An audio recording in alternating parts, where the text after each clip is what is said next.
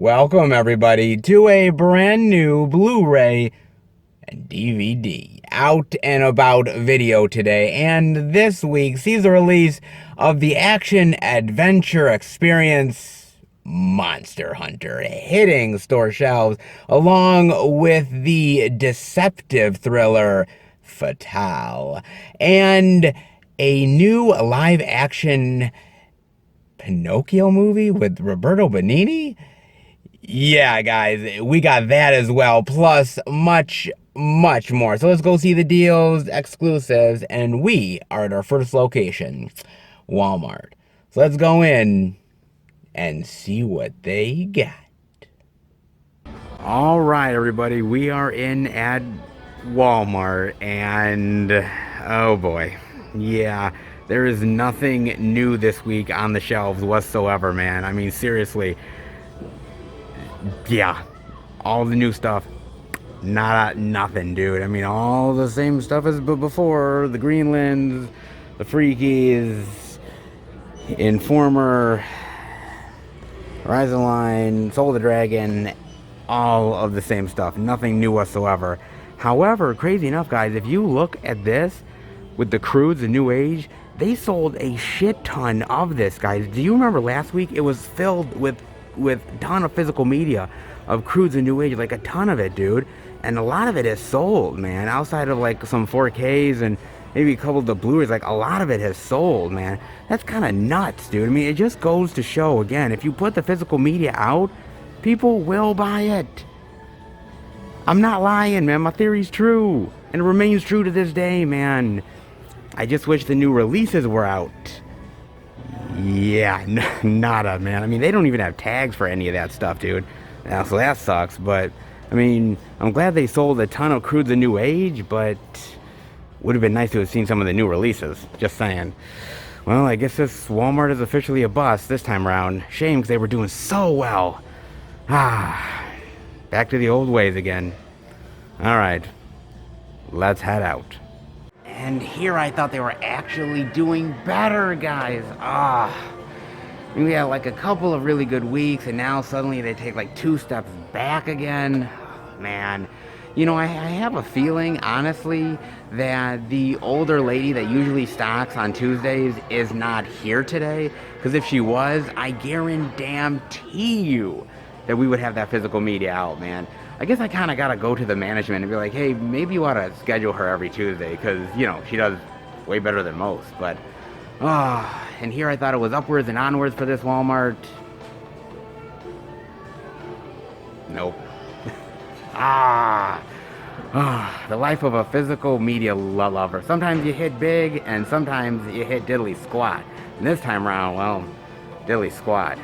I mean, Walmart's not perfect. They can never really be. They were trying.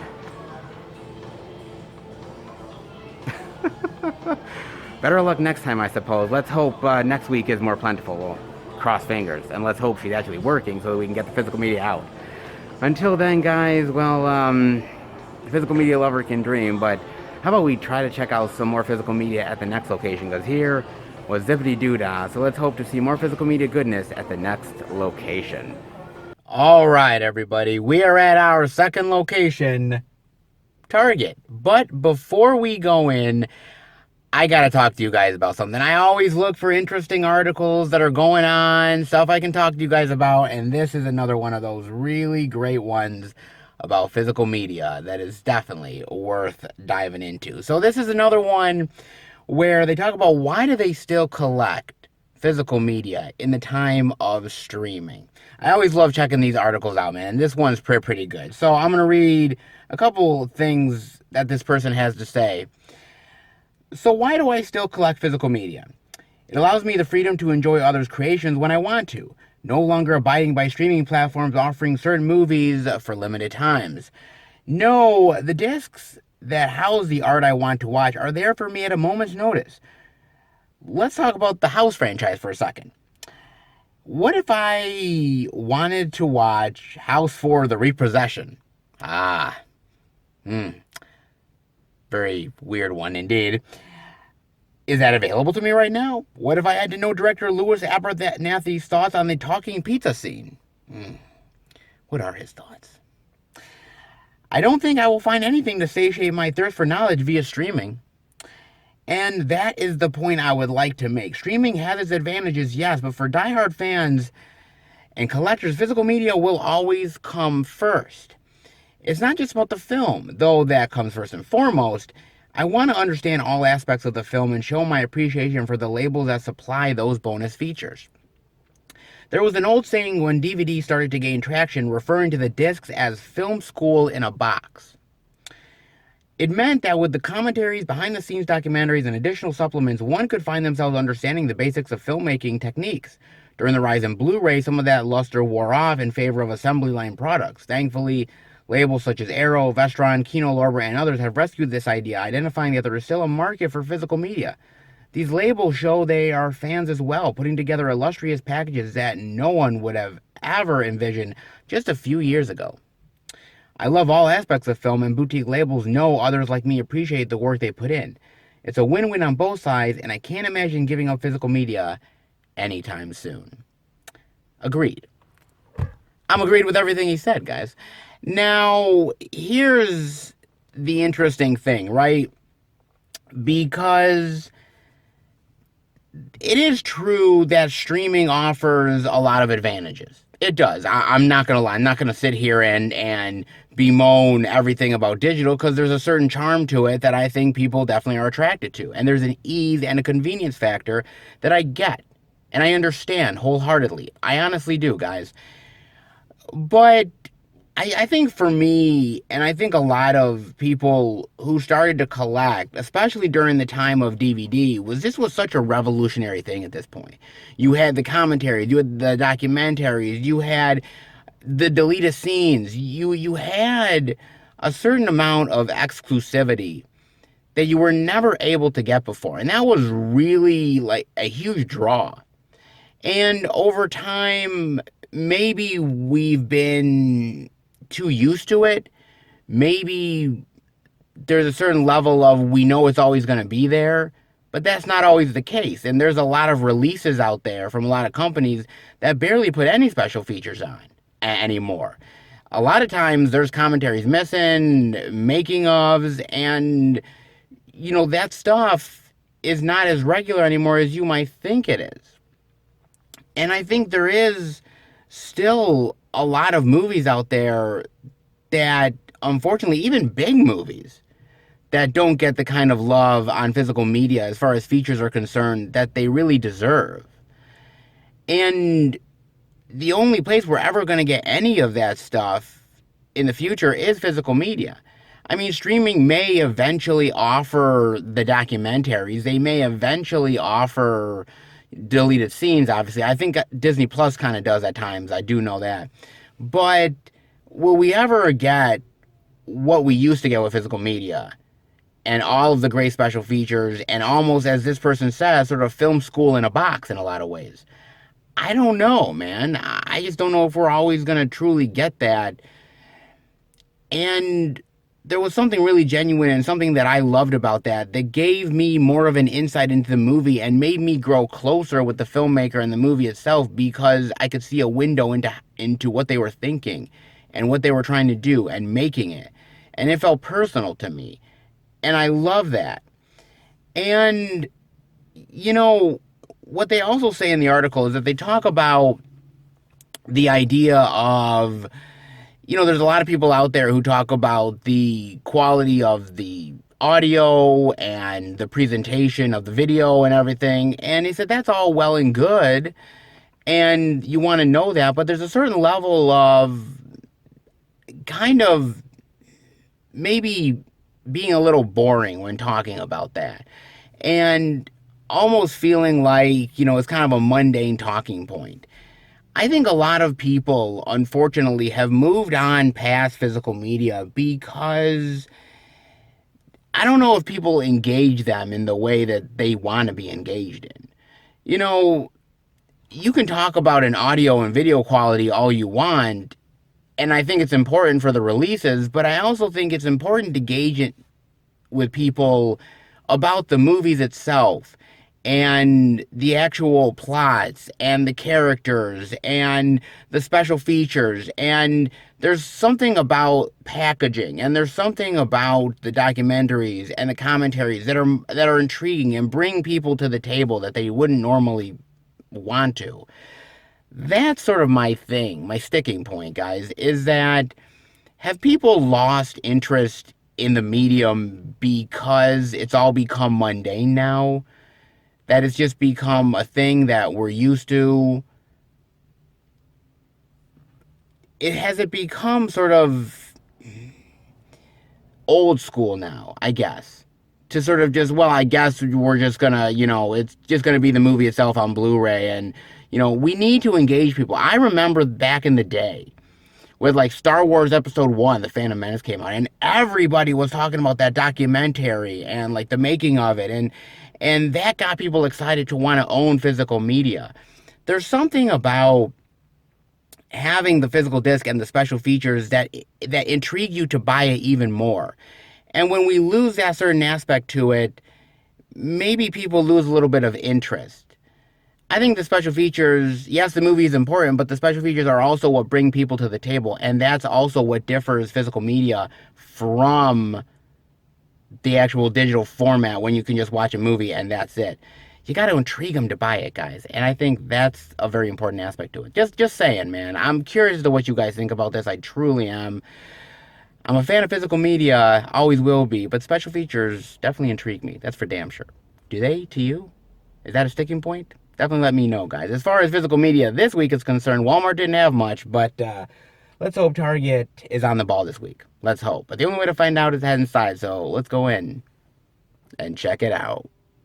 All right, we are in at Target, and thankfully, Target comes through, baby, with a few releases worth checking out this week. And the first is none other than Monster Hunter, the Blu-ray digital for $22.99, the DVD for $19.99. Now, they don't have the 4K here.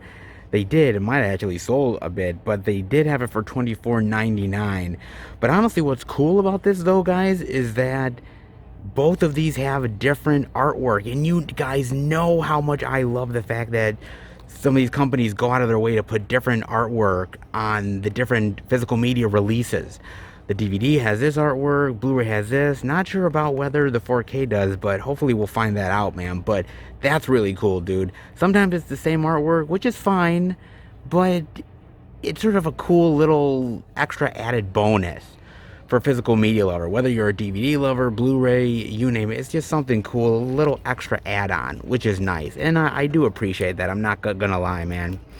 Now, I got a chance to watch this on Amazon Prime, and I don't know whether I was looking forward to it or not. I mean, it's Milla Jovovich, it's an action movie, it's got, cool looking creatures and monsters in it.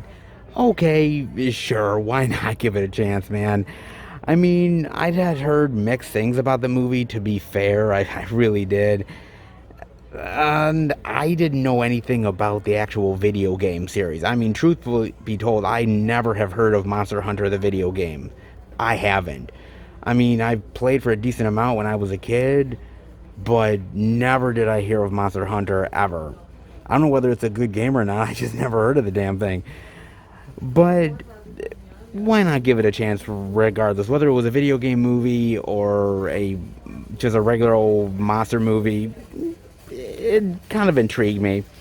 So basically the movie is about Milla Jovovich playing this sort of army captain, and she's with her team, and they end up getting caught in this sort of crazy storm or some sort of crazy sort of an anomaly, and they get brought into another world full of monsters, and it's just a whole nother dimension, a whole nother realm where monsters rule and these people have to fight against them.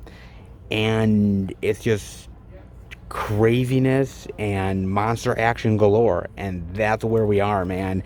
I mean, I gotta admit, if I'm gonna say anything good about the movie, is actually the monsters itself, because the monster designs are actually pretty cool, man. I like all the flying creatures and all almost like these like insectoid monsters with like the giant tentacles and all that stuff. I mean, it's cool design and cool to look at, and the action when it's happening isn't half bad for the most part. I mean, they pull it off most of the time. I gotta admit, what's really sort of turning me off about this movie for the most part, if I had to be real with you guys, is honestly, you don't really get to know any of the characters whatsoever. I mean, they are pretty much blank slates, bland. They're just there to either be killed or to basically spout a couple of supposed to be cool kick-ass lines and then be on their way to another monster fight. I mean, that's it, man. You get to know nobody in this goddamn thing, man. It's just one monster fight to the next, which it's a monster movie. Yeah, I kind of get that, but at the same time, damn, man, give me something. Shit, I mean, even though I didn't like a movie like Godzilla or Godzilla King of the Monsters or even Pacific Rim, which I was a little half and half about, you still have, character motivations. You understand who they are, why they're in the fight. You get it. There's characterization there. This has nothing, dude. I mean, seriously, man. I mean, like I said, the monsters are cool to look at, and Mila Jovovich kind of pulls off the action to a certain extent. But Mila Jovovich is no spring chicken, guys. I mean, I'm just going to be real. I'm going to be honest, man. I mean, we are as far away from The Fifth Element or even Resident Evil as you can get. I mean, truly, man. I mean, no hate towards Mila Jovovich because I like her quite a bit, but I mean, she's getting up there in age a little bit. She can't do it like she used to do it, or not as effective, I should say. I mean, you could do as many badass poses as you want, and she's good at it, not gonna lie. But that just means you're good at a badass pose. That doesn't mean you're no longer good at the action, you know what I mean? And I hate to say it, but she's lacking here. But she's not the only one, though. I mean, you got Tony Jaa here, and Tony Jaa even comes off as really bad, man. I mean, this is Tony Jaa, Mr. Ong Bak himself, Mr. motherfucking badass dude himself. And he comes off as, like, bored and lifeless. I mean, hell, my boy Ron Perlman is in here. And from Hellboy and Blade 2 and a lot of those other really great movies. I mean, first of all, his outfit, dude, he looks like a caveman reject, okay? He looks bad, man. But even he comes off as just bored and not really interested and just kind of going through the motions. Hell, they all are, dude. I mean, the problem is that there's just nothing on screen that they're really interacting with that that is real. It's all fake. And I'm not saying you can't make something exciting and badass that's fake. There's a lot of movies that prove that wrong. I mean, Jurassic Park, for instance. But, I mean, man, it just felt like the actors weren't really selling it or pulling it off well enough. I mean, there's a fight scene with like Mila Jovovich and Tony Jaa, which is kind of exciting and cool, but I mean, Tony Jaa is gonna win that because, I mean, he's Tony Jaa. I mean, come on, Mila Jovovich never had a chance, man. But I mean, they just don't really feel like they're interested in the movie, right? I mean, that's half the battle. I mean, it's supposed to be this big CGI monster extravaganza, and it is, but there's not much to it outside of the monster designs. I mean, what makes this film different and unique outside of the monster stuff? I mean, other than it's based off of a video game, what exactly is it? I mean, because it can't really hold a candle or compare itself to the Godzilla films or the kaiju stuff that has come out. I mean, how does it separate itself and make it unique outside of the monster? It just can't. It's just the same old stuff you've seen over and over again, but not done any better, which is a real shame. And even the rating to this movie really kills it because it's PG-13, guys. It's PG-13, okay? And PG-13 is not bad. I like PG-13 at times, but the problem here is, like, the monsters are these badass killing machines, right? They're killing machines. But the problem is like there's no blood and gore here. I mean, I would have loved to see these monsters like rip apart some of these victims, and you see the gore dangling and the blood splattering. That would have been really cool, and it would have added another cool dimension to these monsters. But because it's PG-13, we don't want to upset the kiddies. We don't want to offend them, so we got to go light on it. We still got to try to be badass, and I'm like, you're not pulling it off, man. You're restricting yourself in so many ways. I mean, this movie had the opportunity to be really cool, and it had the opportunity for some really, really great, cool, like, monster action and some badass kills and badass characters that could lift this thing up past your sort of typical average mundane monster movie, but it just can't do it, guys. It's a real shame. And I mean, it is directed by Paul W.S. Anderson, so I mean, he doesn't exactly inspire confidence with most of his movies, so this is just another one of those, guys. It's a real shame because there's so many really great monster movies out there in the world, and Monster Hunter had the potential to do some really great stuff and to be among some of the better ones in the past, like, couple of decades, but it really fails, man. And as far as I'm concerned, I mean, you got Mila Jovovich here, you got Tony Jaa, Ron Perlman, some badass monster designs. I mean, it ultimately should work. But, ooh, this one doesn't even crack the top 50. And then I'm seeing they have the Blu-ray DVD digital of Fatale for $19.99, the DVD for $14.99. The same artwork, but I kind of like that, though. I kind of like this artwork.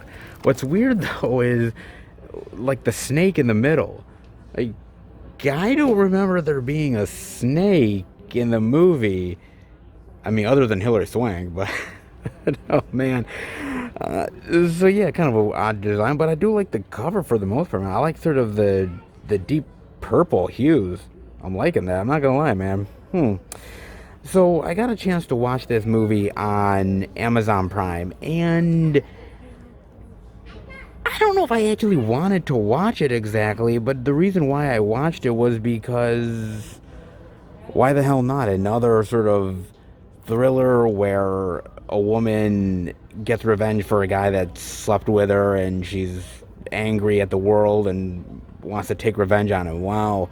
Really original concept, man. Oh, yeah, I mean, we've seen a lot of these guys. I mean, seriously, there's a crap ton of them. I mean, that is a genre unto itself. I'm serious, man. But why not another, man? So I decided to give it a look. Now, basically what it's about is Michael Ealy plays this sports agent. He's got everything, man. He's got the cars, he's got the money, he's got a good looking, lady with him.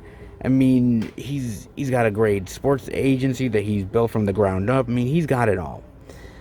But he just feels like there's things that are wrong, that basically the woman he's with may be cheating, and some difficulties with his partner, who they kind of want to sell the company. He's got some issues, right? And one night he's at the club and he meets Hilary Swank, because why not Hilary Swank be at the club? Okay. And so, it's a little flirtatious, some drinking. Next thing you know, they go back to his place, and they do the the horizontal mambo, or whatever the hell you want to call it. And basically, wakes up the next day and it's like, hey, this is fun, I gotta go. But once a break-in happens and this guy almost gets killed, the cops come to investigate what happened, and lo and behold, guess who comes? Fucking Hilary Swank. She's one of the detectives. And he's like, oh, shit. Damn. Oh, damn, she recognized me, too. And oh, shit, I'm with my girl. I hope she don't notice. Dude, she totally notices, man. And it's like, she just gets into this guy's life and is manipulating him. And this chick is nuts. She's crazy already. She's just going even more nuts and crazy and dangerous. Man, we've seen this movie so many times. We've seen Fatale, man. I mean, whether we're talking about movies like Play Misty for Me, which is amazing, Fatal Attraction, Swim Fan, and so many others. I mean, I could name a million of them, dude, because they're all over the place, man. I mean, from the '70s to the '80s to the '90s to the early 2000s. I mean, whether we've had ones where like teens were like going after guys in high school, or older chicks are going up against somebody that was the like, you know, fucking go. I mean, it doesn't matter, man. I mean, we've seen it all over the place, man. Women, not all women, but a lot of women are nuts and crazy. And when you put them in this situation, man, expect them to want to cut your dick off. Because they will. Okay? Trust me, man. Michael Douglas knows all about it. Oh, he's been in a situation like that a time or two. Oh, man. I mean, it's got some good ideas to it, and I like the whole idea of Hilary Swank being a detective who is manipulating the situation and manipulating him, and he's got to go through different means in order to get at her because she's part of the law. I like that idea of it, but at the same time, this movie has all been there, done that. I mean, you've seen this movie 10,000 times, man. There's not much new here, or not much new ground to really cover, if I had to be honest with you guys. I mean, truly. I mean, Michael Ealy's good in the role. He's effective. Hilary Swank is really good. I like Hilary Swank for the most part, but, I found it really weird, right? She's in the club, right? She's in this club with this hip-hop music playing, and she's dressed well, and he, he's talking to her, and I'm thinking, like, I don't know, like no hate towards Hilary Swank, because she's a beautiful woman, but I'm like, when you're in the club, like, there's a lot of, like, scantily clad, good-looking chicks all over the place, a hell of a lot younger and vibrant than Hilary Swank, and you go for Hilary Swank. I mean, you're a good-looking dude. You could get a lot of that. You know what? I mean, and you go for Hilary Swank, the next Karate Kid. You go, okay, you know. I guess she learned a thing or two from Mr. Miyagi. Wax on, wax off, baby. You know what I'm saying? Oh, man. Dude. I mean, it's got some good, tense, thrilling moments to it. But a lot of this could have just been avoided if you didn't stick it in her. I mean, just saying. Just being real.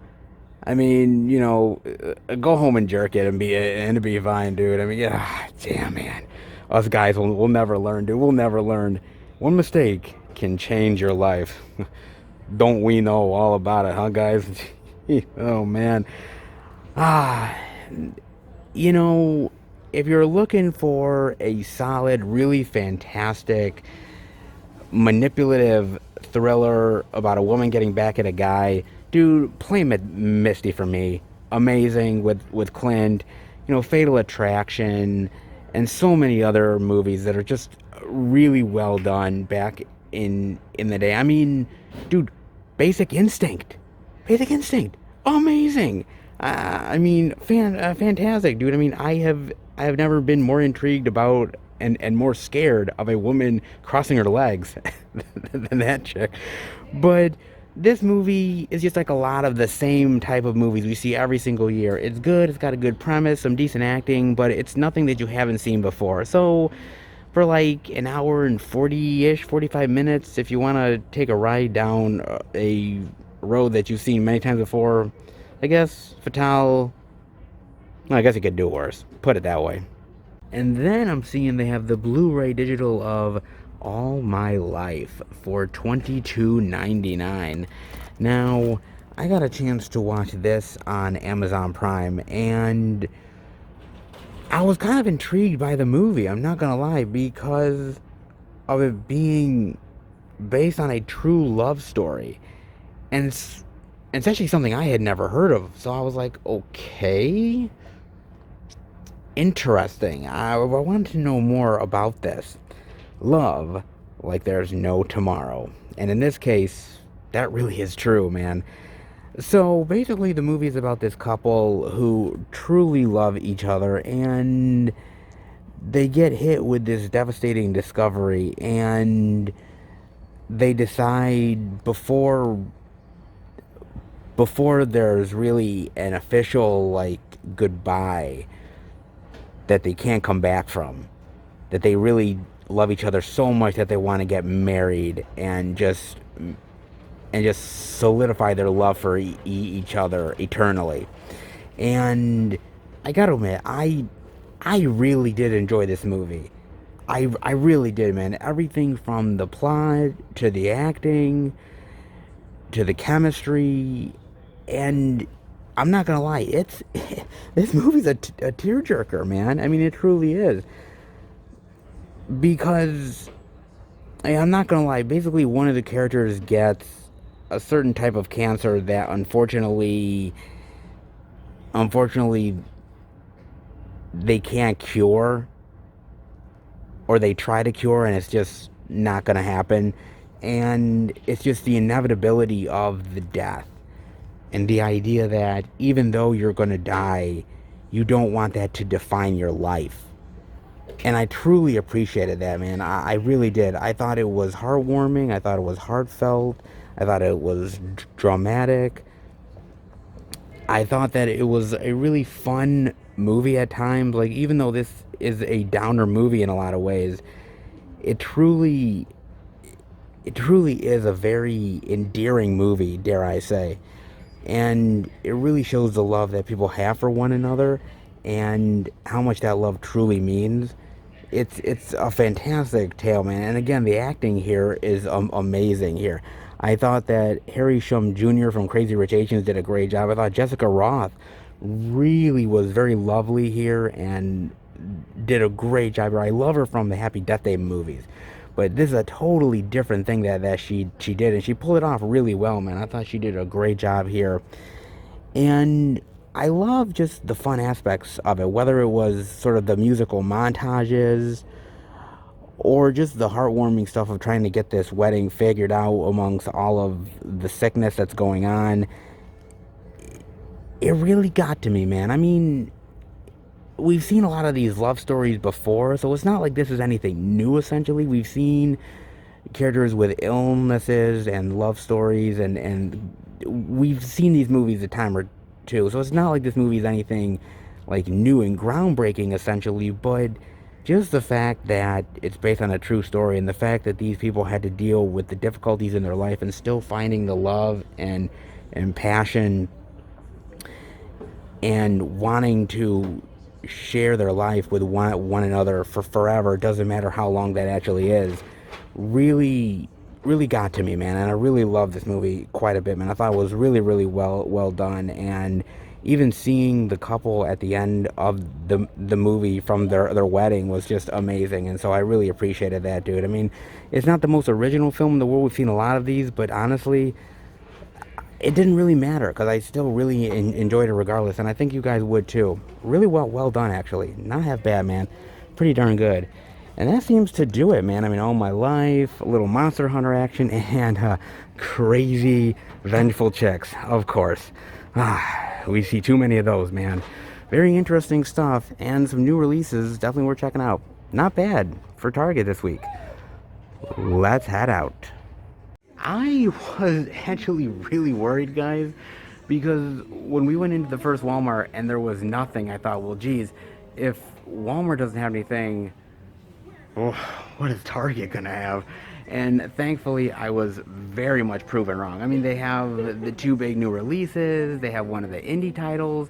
I mean, they do have some stuff to actually check out this week, which is not half bad, guys. So, you know what? As long as Target has a few releases here, a few releases there, I'm a happy man, and I will take it. That is for damn sure, guys. And in fact, there's actually one more release that they do have this week that I'm just finding here, and they have the Rick and Morty, the complete seasons 1 through 4 on DVD for $64.99.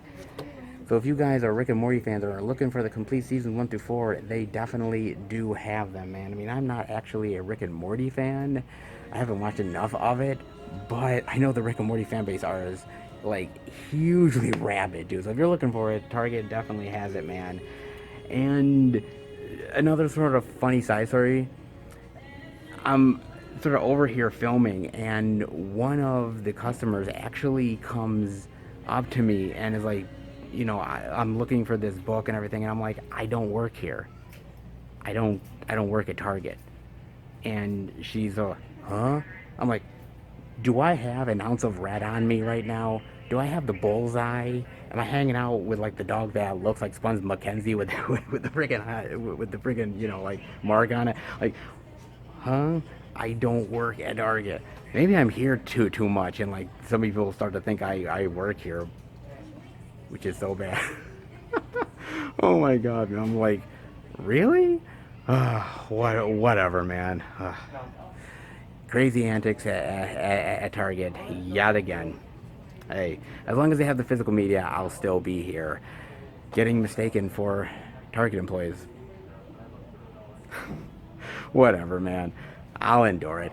I hope you guys enjoyed the physical media love here. Let's head to the next location and see what more physical media love we can find. All right, everybody. We are at our third location, the second Walmart. I'm going to go in and see if there's any interesting indie titles worth showing off. If there is, I'm going to bring it back to Film Fan 108 HQ and show it off to you guys. But before I do that, I got to talk about a trailer with you guys, and that is none other than Mortal Kombat! Yes! Oh my god, you gotta say it like that, guys. Oh lord, Mortal Kombat. Oh man, that badass motherfucking trailer, man. Good lord. Yes, the big trailer was revealed not too long back, man.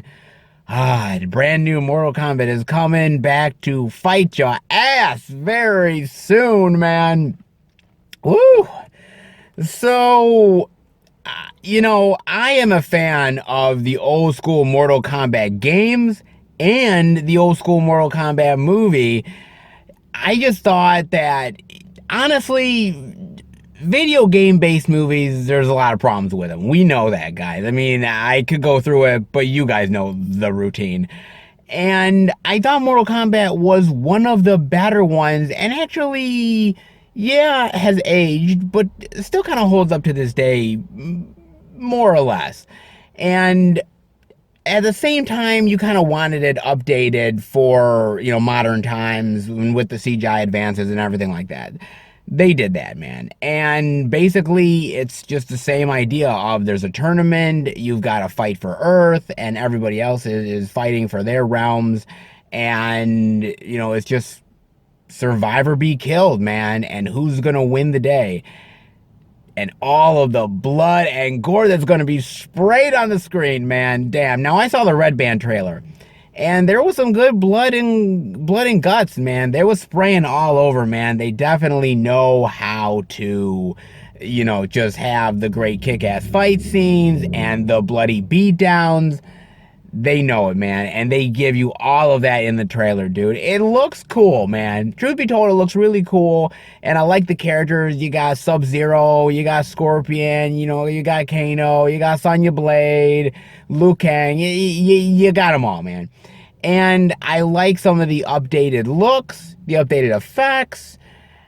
I think they're going for just a brutal, bloody good time with this movie, man. And I gotta admit, look, I am an old school fan of the Mortal Kombat games. I mean, I was there for the early Mortal Kombat stuff. I mean, I'm not so much a gamer now, so a lot of that Mortal Kombat games nowadays, or the stuff that's come out even in the past, like, dare I say, like 15 or so years, I really don't know much about, man. But I was there, dude, for the early stuff, and I loved it.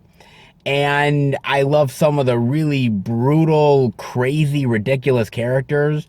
And it seems like they've always tried to, maybe make a Mortal Kombat kind of like situation movie before. Like, sort of, if you look at something even like The Man with the Iron Fist or something, it almost feels like they took a page right out of like Mortal Kombat to make that, but they can't exactly be Mortal Kombat. But for me, man, I just enjoyed it. And I mean, even the opening sequence where you see like Sub-Zero literally freezing a guy's arms and they're like, oh, they're like, oh, like it's like, holy shit. You know what you're in for, man. They're not mincing words here. They're not missing that action. You're getting it all, bro. And it looks great, man. The characters look cool. I mean, this is the first trailer, so you're not really getting any major sort of action like, like, oh, this is what the characters, their personalities are about. It's just all action. And I kind of have a feeling that maybe we might not even get another trailer because I mean the movie's coming out like mid-April on HBO Max and in theaters. So it's like I don't even know whether we're gonna get another trailer. I mean, I'm already sold. I'm not gonna lie because the trailer has some great kick-ass action here.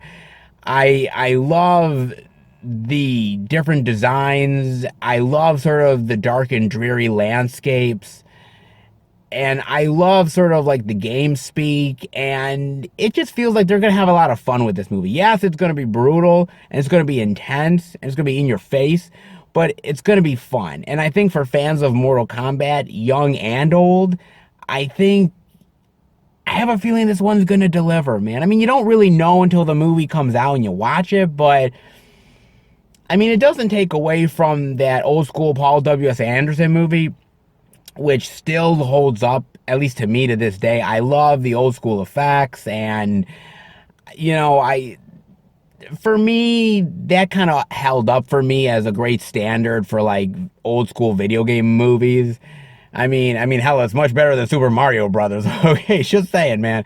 But I enjoyed it for what it was, man. I really liked it a lot, and I'm not always for updating things, but I think Mortal Kombat kind of deserves it. I really do, man. So for me, I'm definitely on board with this one. I really am, man. I think it could be cool. I really do. Let's hope at least. I wonder what you guys think about this one. Definitely let me know, man. But I think it's going to be fun. Brutal, fun, and damn, for all you like blood and gore hounds, I think it'll deliver. I think it will, man. Sub-Zero. Finish him. Like, oh man, that old school stuff. It almost makes me nostalgic for the old school days of Mortal Kombat, man. Oh, it truly does, dude. Wow.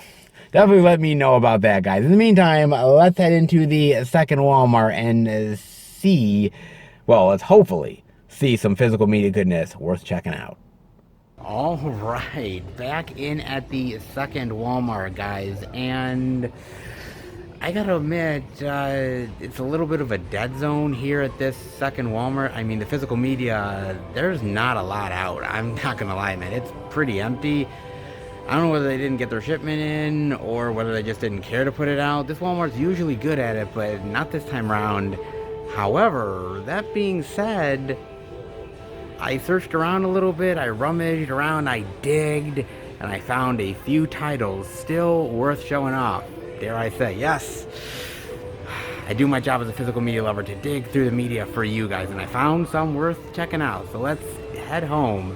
Seth, I'm heading it off to you, buddy. You better show off that physical media. I won't let you down, Seth. I promise I won't. Have I let you down yet? Come on. Be realistic, have I? In fact, guys, have I let you guys down yet? Definitely let me know about that one. But let's be realistic here. This is a okay week for physical media. Not amazing, but it's got some high points and definitely its low points. That being said, look, physical media is only as strong as we allow it to be. And what I mean by that is when I was at the first Walmart location, right? And I showed you guys all those copies of The Croods and New Age had sold. And I went over to the display, and the display was damn near empty. Okay? On top of that, I was looking at some of the other stuff on the side wall where that first Walmart has all their other movies, right? And even Honest Thief had sold most of their copies. Honest Thief! I thought nobody'd buy that. They did. So it's really about putting out the physical media. That's important, guys, and that's the honest to God truth. Really, the reality is that people want to buy the physical media. You know, when you hear all those reports about, oh, the sales are down even more than they were a year ago, and even more than 2 years ago, and even more than 3 years ago, and physical media is taking a dive, and people are forgetting about it. Those people that say that are not going in the stores. They're not seeing what I'm seeing or what you guys are seeing. That I see people who go out of their way to want to buy physical media and literally stop. They literally stop themselves and look at the physical media. Take the time out to look at the physical media. Why? If physical media is not important, if it's dying, then why are these people taking the time out to look at the physical media and evaluate whether they should buy it or not? Because it still matters. The market still matters, and they know it does. But in order for that market to work, they have to get this product out to people, and that is the biggest difficulty that we have sometimes. I mean, literally, there are weeks where I go into these stores and I see nothing, and I get very frustrated and angry by it. Why? Why should I get frustrated by it? It's not that I'm making any money off of these releases. I'm not making a damn red dime off of anything. I'm not. So why should I care? Because I'm a physical media lover who wants to see these releases out there for the masses.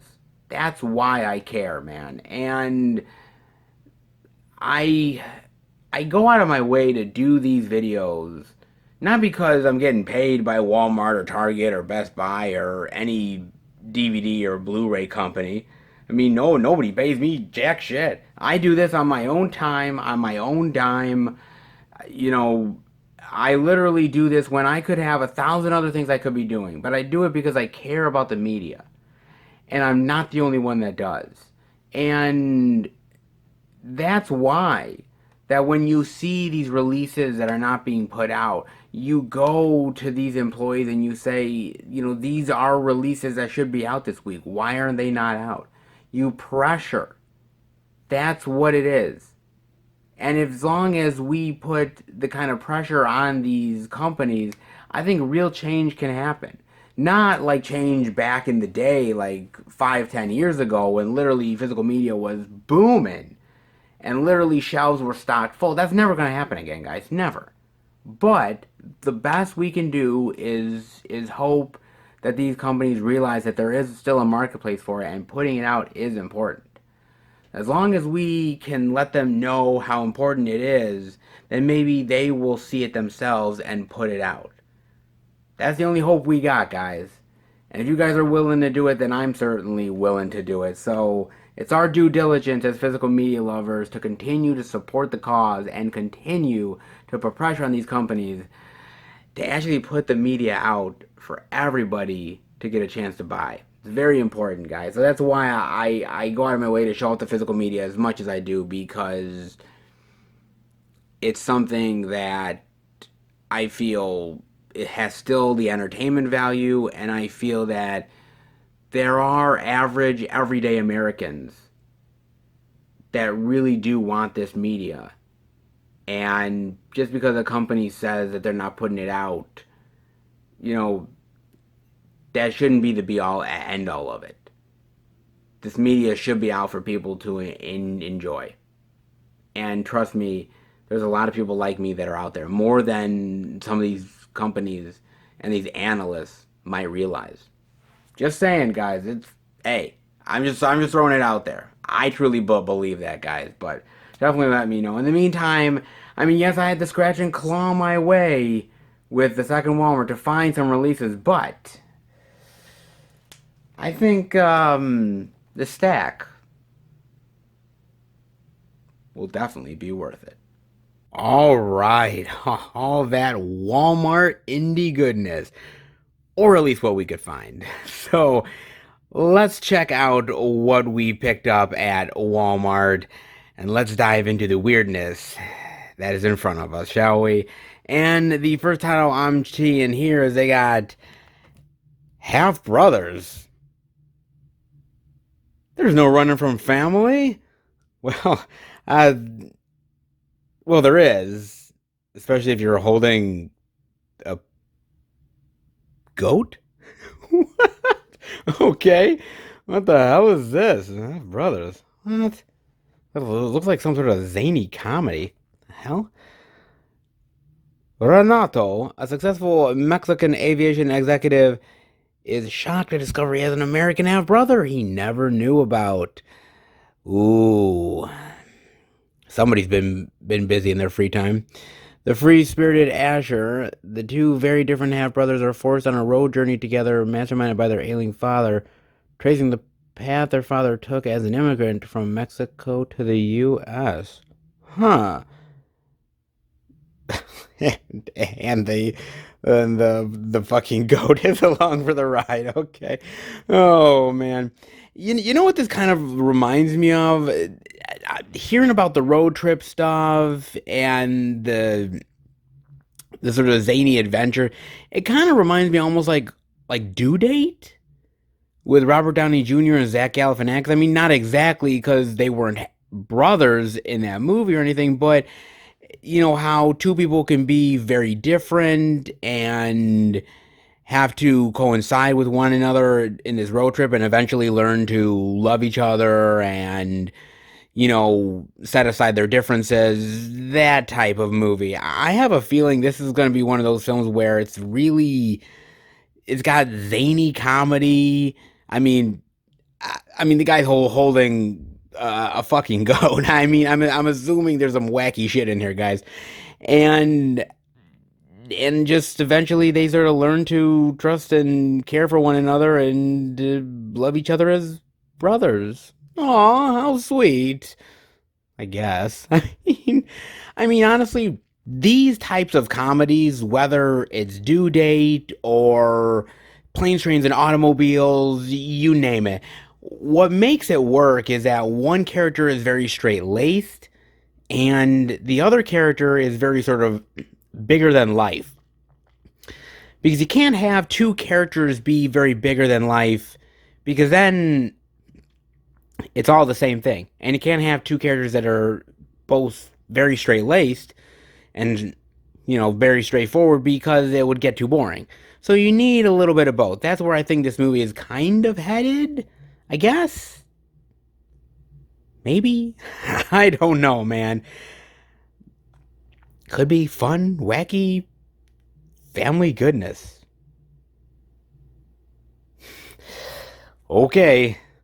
If you're in the mood while you're on a road trip for a wacky, zany road trip movie, well, honestly, you probably could find something better than Half Brothers, but if you got no other choices, why not give it a go?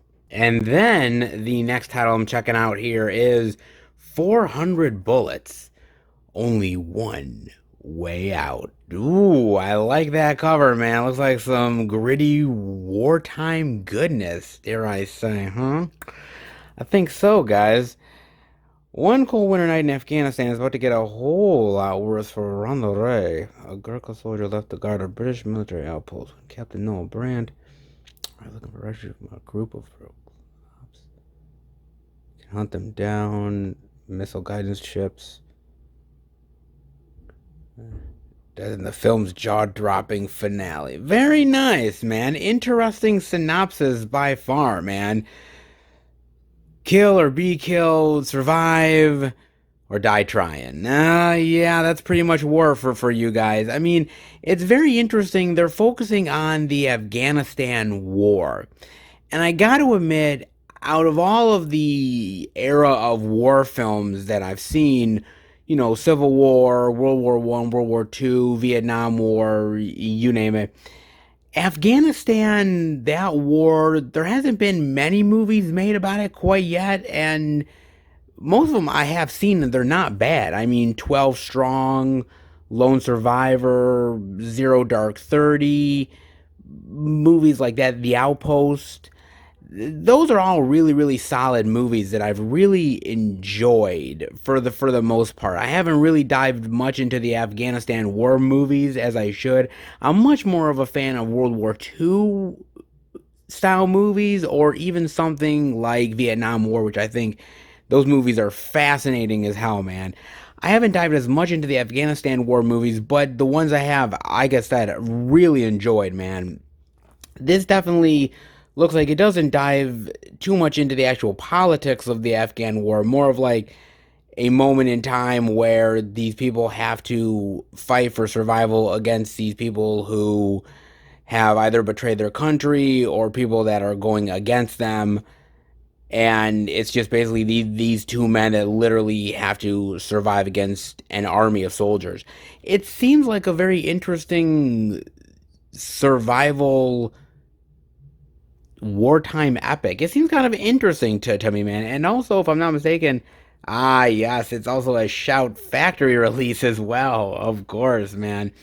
I don't know, this looks kind of interesting to me. I like a good wartime movie. I've told that so many times, man, but I really do. Wartime movies, man, they could be really dramatic and extremely powerful, man, and a great, sense of camaraderie and survival. It's some of the best movies. Truly are war films by far, man.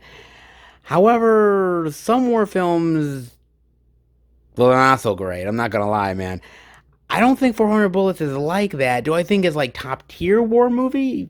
No, but I think it's probably better than your average, typical, everyday, mundane, straight to DVD war movie as well. So, might be worth checking out, especially if you're a war movie lover and are into the Afghanistan war epics. This might be one worth watching. Oh, and then we're seeing Crazy Samurai 400 verse 1. Yes. Oh, whoa. What is this? Wow. One man verse 400. I'd put my money on the one guy. In this case, I definitely would. Oh my god. Wow, what is this? Shot in one ever moving single take, the marathon battle rivals any ever filmed. Oh, look at that. What's this about? When a master samurai arrives to duel the disgraced Yoshiko Dojo, he walks into an ambush in the world's first 77-minute one-take action film sequence. Fights for his life against 400 warriors. Really? This is all in one take. Seriously. One take, huh? Huh. I kind of heard about this one, but I didn't get a chance to watch it.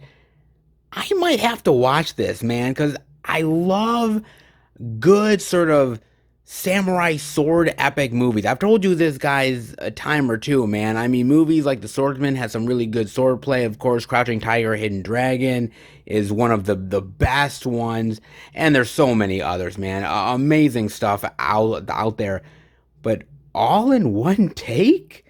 That's kind of interesting to me, man. Not many people ever pull that off. I don't know if any people really would ever succeed doing that. I mean, I remember when Birdman came out, right? And they said, well, this is all shot in one huge sequence. And, when I was watching the movie, I'm like, oh, that was bullshit. I know they said it to just say it, but I'm like, come on, man. That wasn't real. The only other one I can really think of is there's that opening sequence for Snake Eyes with Nicolas Cage, which is a great goddamn movie, but the opening sequence, from what I remember, is all in one take.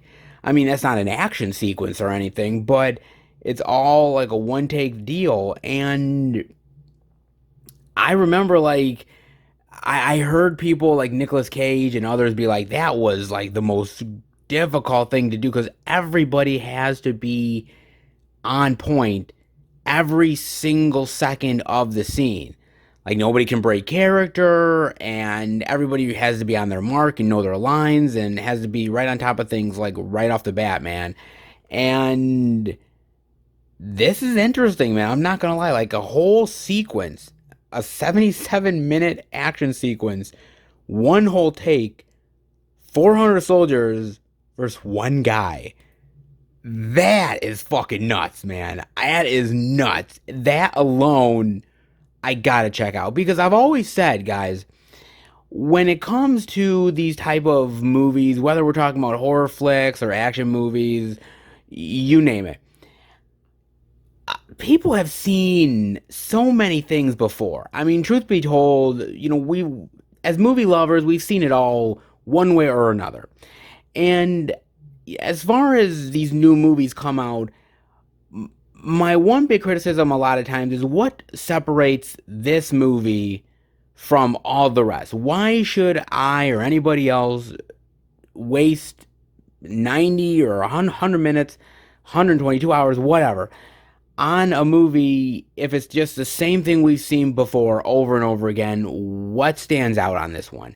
And it's a 77-minute one take fight sequence. That is what stands it out, man. And I gotta say, man, that alone is worth the price of admission. If they can pull it off, then that's truly epic, man. Truly. If they can pull it off, man. I don't know if they did or not because I gotta watch this thing, but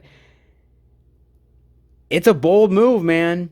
It's either going to pay off or it's going to blow up in their face, but I have a feeling that they pull it off in a big bad way, man. I love a good sort of epic movie. I love good swords, samurai movies. Hell, even that one with Tom Cruise was great. I mean, that was Tom Cruise for Christ's sake, man. So if Tom Cruise can make a good one, hell, anybody can. Damn, man. This looks good, man. I gotta give this one a chance. If you guys have seen this, definitely let me know. I love a good sword and samurai movie. And a one take 77-minute fight sequence. Now that has got to be seen. And speaking of crazy, she's the man. The Blu-ray digital. This is new? Well, yeah, it is actually, guys. It's actually the first time on Blu-ray and the 15th anniversary of She's the Man. Wow, man, 15 years? Damn, I am old. Fuck.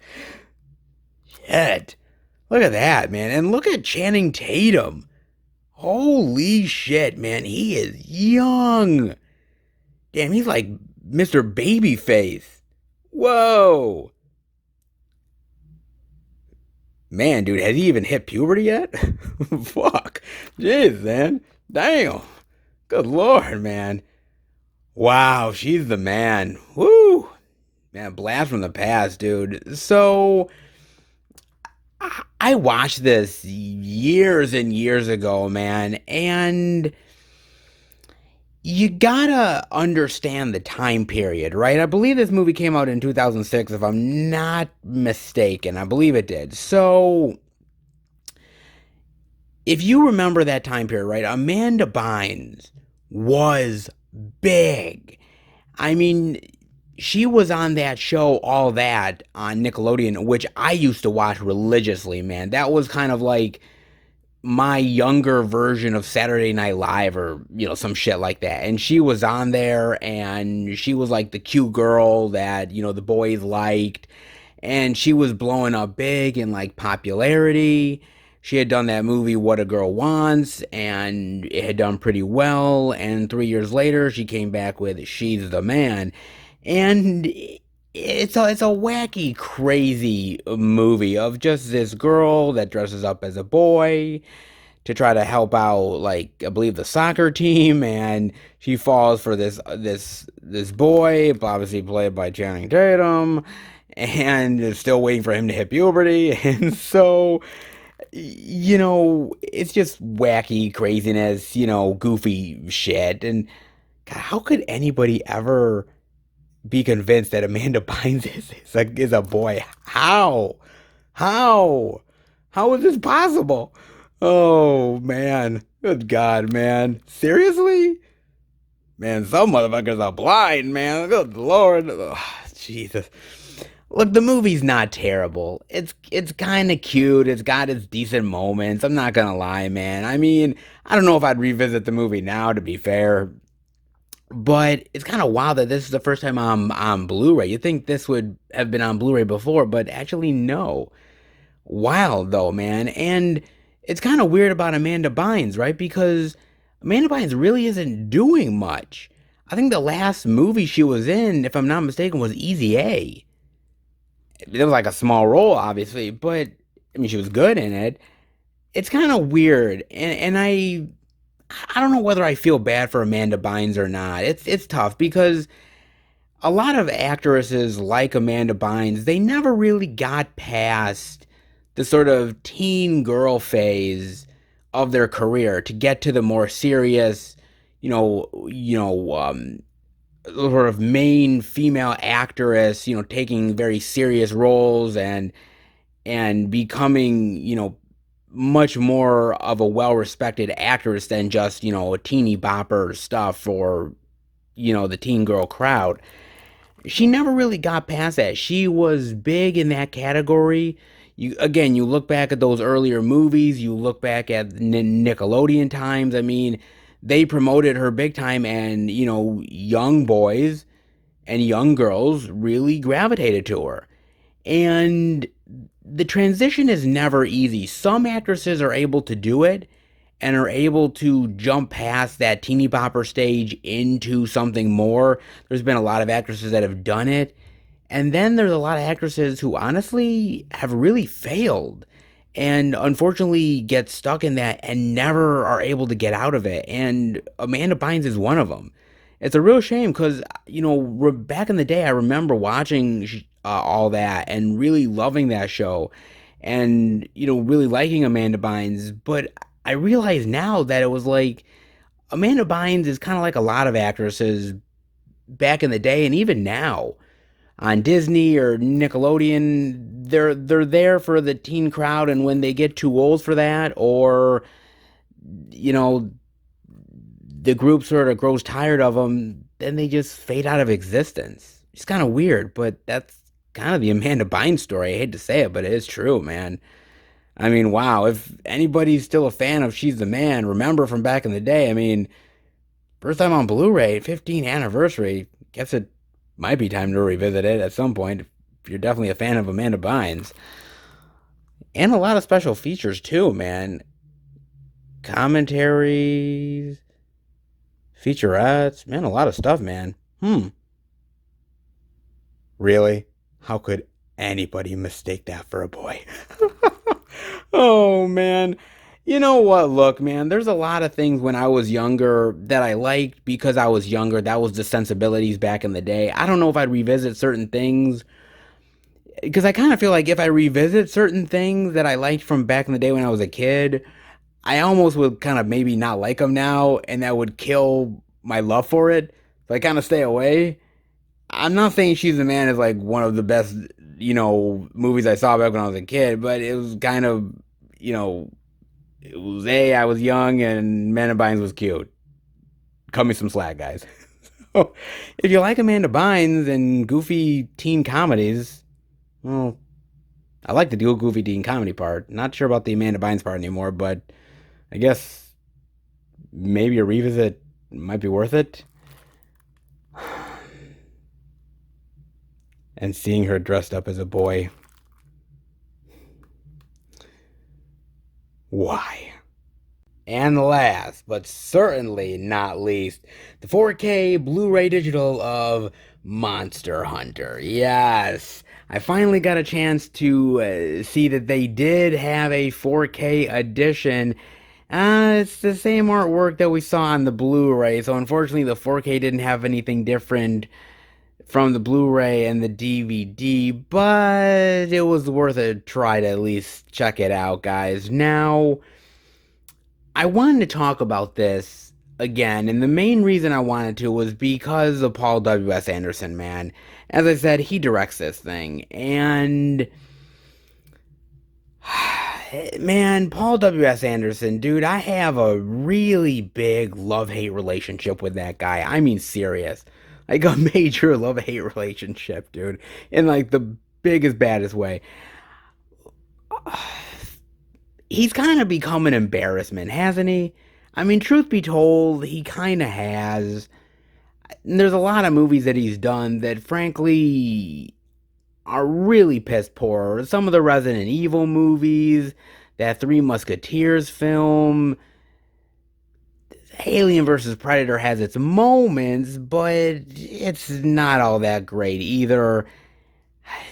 He's just kind of fallen from grace because I remember there was a time, truly, when to me, Paul W.S. Anderson could do no wrong. I mean, whether it was that great Jude Law movie Shopping or Mortal Kombat, uh, Event Horizon, which is amazing, or even that Kurt Russell action movie, sci-fi film Soldier, which is great.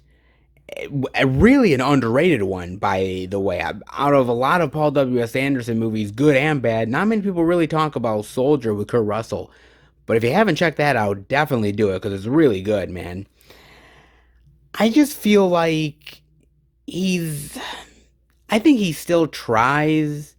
He tries to be good as a director and tries to be good as an action guy, but he just can't, unfortunately. He's always ripping off other people's work. He's always like, oh, well, I want to do something like Ridley Scott does, or Tony Scott, or, whatever action person. And I'm like, dude, why don't you be yourself? Why don't you try to do something unique and interesting? And that's why I really liked some of the early Paul W.S. Anderson stuff, because it looked like he was really carving a nice niche for himself.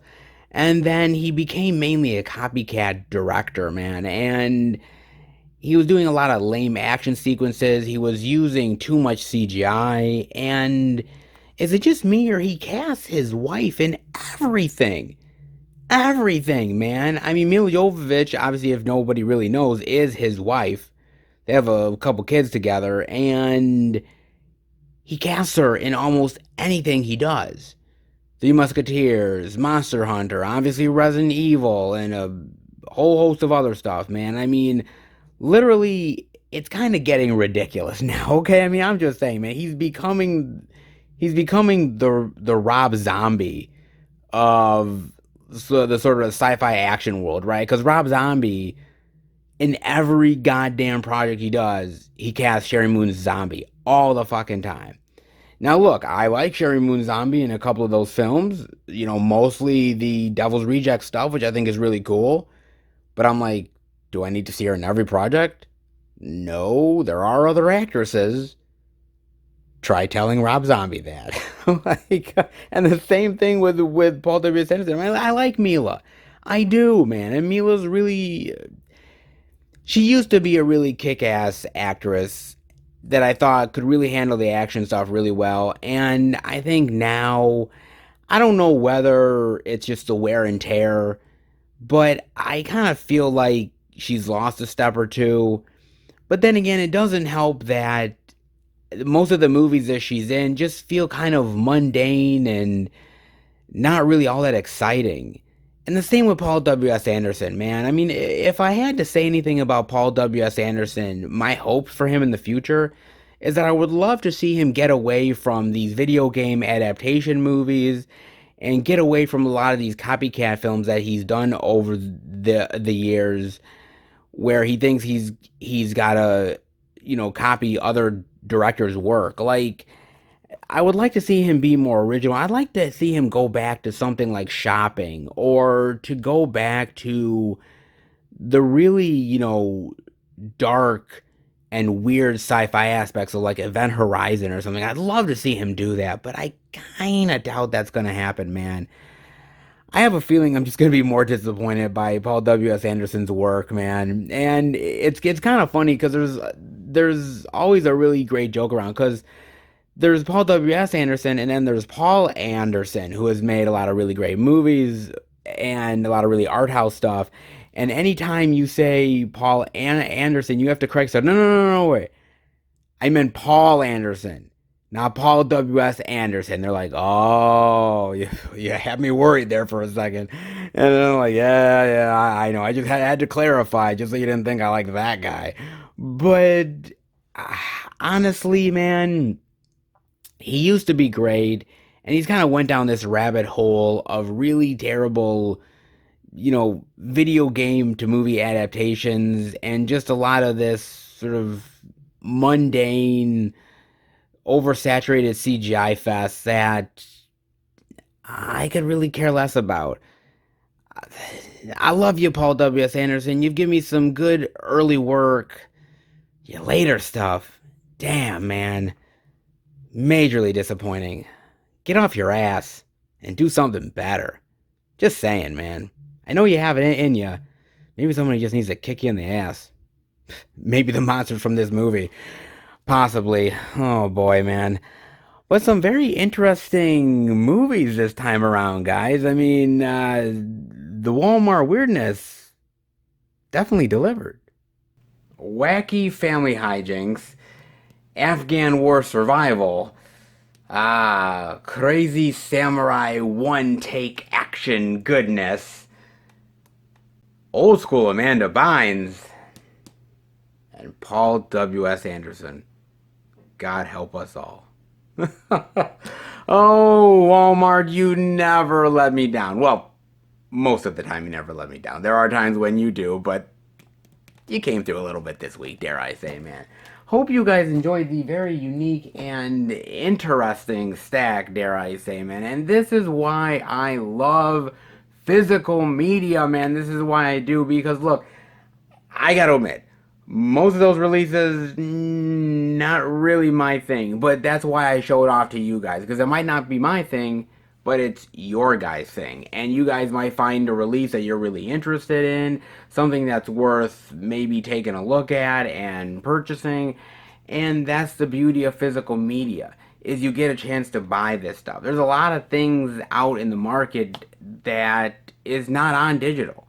And is only through physical media. And it's interesting because we hear the argument about everything's going to be on digital eventually, everything.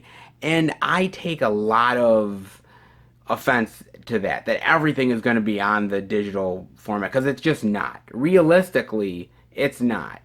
The history of film and so many movies that have been made over the course of many, many, many, many decades, not all of that is going to be on the platform. And there's going to be a lot of movies, like a lot of these indie titles, that are simply just not going to have a home because, digital platform has decided, look, we've crunched the numbers, and these movies just are not going to make us any money, not going to get us any views, so why put them on the site?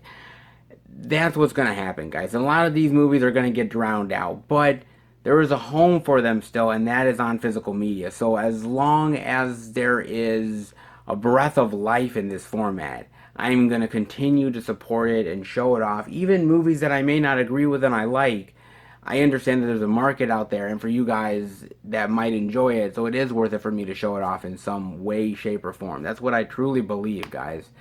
And I hope you agree with me. So, interesting Walmart weirdness may not always be for me, but it might be for you guys. So it's always worth showing it off, man. And stay tuned, because yes, we've seen some decent physical media and more to come. So let's head to the fourth location and see some more physical media goodness. All right, everybody, we are at our fourth and final location. And isn't it really great to end the week with a little Beast love? Yes, it is, guys. We are at our next location. And that is none other than the Beast. Best Buy, baby. I am looking forward to seeing what Best Buy has this week. I mean, it's a decent physical media week. Not the greatest, but decent. And with Best Buy, you never quite know what kind of deals they're going to have, what kind of exclusive surprises. You never quite know. It is the Beast, after all. So I'm curious to see what they'll have this week. It'll be interesting to find out. Let's head in and check it out. All right, we are in at Best Buy, and the only thing I'm seeing over here is they have the Blu-ray DVD digital of Fatale for $22.99. Now, I want to talk about Hilary Swank for a minute or two. because I like Hilary Swank. I don't know if I'm in love with her exactly as an actress, but I like what she does, man. I mean, most of the time, people will know her from Million Dollar Baby, or even Boys Don't Cry, which she was amazing in Boys Don't Cry. She was really phenomenal there, man. The first thing I ever saw her in was actually Buffy the Vampire Slayer. Do you remember she was in that, man? She played one of Buffy's cheerleader friends, like one of the really clueless ones. And I was like, okay, I don't know where this chick's career is going, but I was like, all right. She was good in it, man. And then I saw her in that next Karate Kid movie. I mean, she's okay in that, but I don't know if I really like that movie, man. I mean, is that supposed to be canon to the Karate Kid franchise? Because, is it really? Because I don't know, man. I'm not really a fan of that movie all too much. It was okay in it, you know. Well, whatever. She can't replace Daniel LaRusso, dude. I mean, come on, let's be real. She tried, but yeah, I mean, she's done all kinds of roles, even romance movies. I mean, my mother, she loves P.S. I Love You. Like my mother is obsessed with that movie. She loves that flick. I'm like, it's a good romantic movie, I guess. I mean, I guess I'll cop to it, but I mean, she loves it, man. And I never really saw her playing this kind of crazy, obsessive, you know, off her rocker chick out for revenge type of role. I never really thought she was gonna be that kind of character, but it fits. It really does. It fits. She's effective in the role. She's a snake of a woman. Get it? With the snake just randomly put into the cover. She's good, man. I mean, she's so good, in fact, that I'm like, I wonder what she was thinking about doing to Gerard Butler. I don't want to know. Well, watch out, Gerard, because, you know, she could be the next Lorena Bobbitt, just saying. I don't know, man. I mean, it's a decent movie, all things considered, but when I was watching the movie, I was like, you know, there's so many other movies like it, and sometimes even better ones. I mean, I was thinking about movies like The Hand Rocks the Cradle, which is a really good one, man, with Rebecca De Mornay, which is, she's frightening in that movie. I was thinking about another movie with Michael Douglas and Demi Moore. And I can't really think of the name of that movie off the bat, but that's a really, really great one, man. I really love that movie a ton. And actually, the table's really being turned quite a bit in that movie. And Michael Douglas really being accused of a lot of things by this chick who's very vengeful against him. Like, I thought that was really good, actually. And then the other one I was thinking of was actually Poison Ivy with Drew Barrymore. Remember that one with her, dude? Man, she was just the crazed, obsessive, in love with Carrie Elways, and just getting into his life and manipulating stuff. Like, that's a good one, man. I don't know if many people remember that one, but it's so good, dude. Yeah, I was thinking of ones like that, and there's so many more examples out there, man. I mean, Fatale, I mean, if you've never seen any of those type of movies, you'll like Fatale, but if you've seen them like me, like, you've seen hundreds of them, this doesn't really cover any new ground or any new territory. It's just the same thing, only for 2020, 2021. And, you know, it's almost like every year goes by, you have to up the ante more and more. It's not just like the pretty girl next door like Poison Ivy, or the business executive that's sort of your desire that's manipulating. Now it's like she's like a detective, and then she wants to kill her ex-husband, and now she's coming after you, and she's gonna manipulate you to kill him, and like there's like all kinds of shit now. It's like, oh my god, man, Jesus. It's like, you know, you can't do a simple story anymore. You just gotta elevate it to crazy and ridiculous heights, man. I mean, it's decent for what it is, but trust me, we've seen this so many times. It's not new territory. It just sort of spins it in a different way. But is that all exciting? Well, if you're a Hilary Swank fan, I guess it is. But it's not bad. Just go in knowing that there's so many movies out there like this, and sometimes a lot better ones. Just saying, man. You do get feature commentary, alternate ending.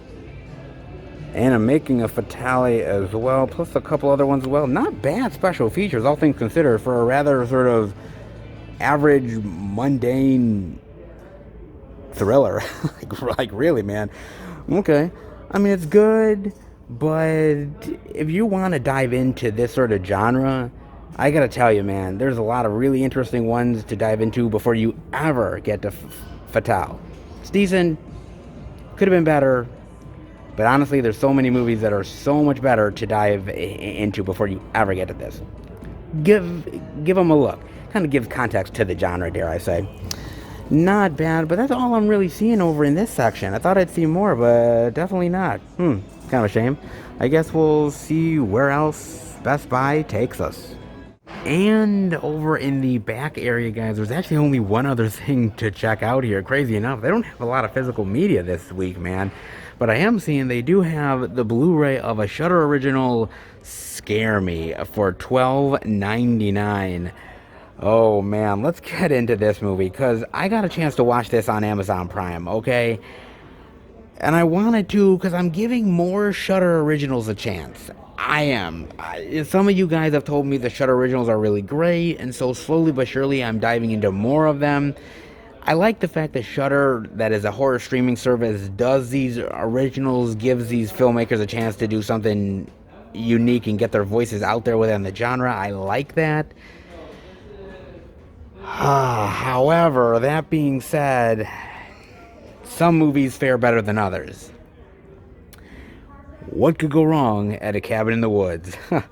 More than you know. Boy, oh boy. Let's get into this movie. Now, basically, if you guys can check out this synopsis, basically it's about these two people, very creative people, writers, who end up telling each other scary stories, and they sort of up the ante eventually until the horror really gets to them.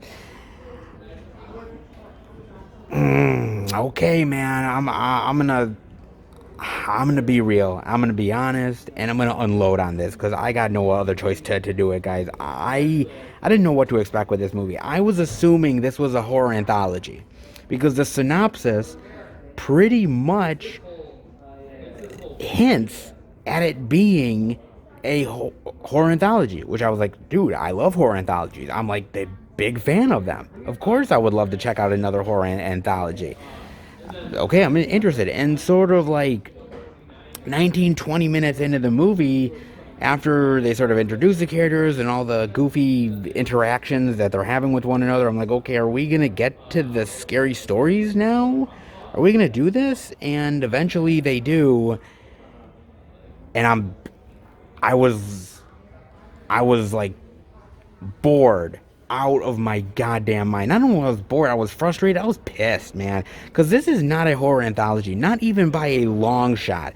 Basically, it's just them in a cabin talking about scary stories and changing the story constantly. Oh, well, it's a werewolf, and oh, the werewolf happens to be female. I know it's a little girl. I know they're in this town, and it's a hillbilly town, and yeah, the hillbillies have this. Blah, blah, blah. Like they just change up the story constantly because they're just trying to one up one another, which is fine.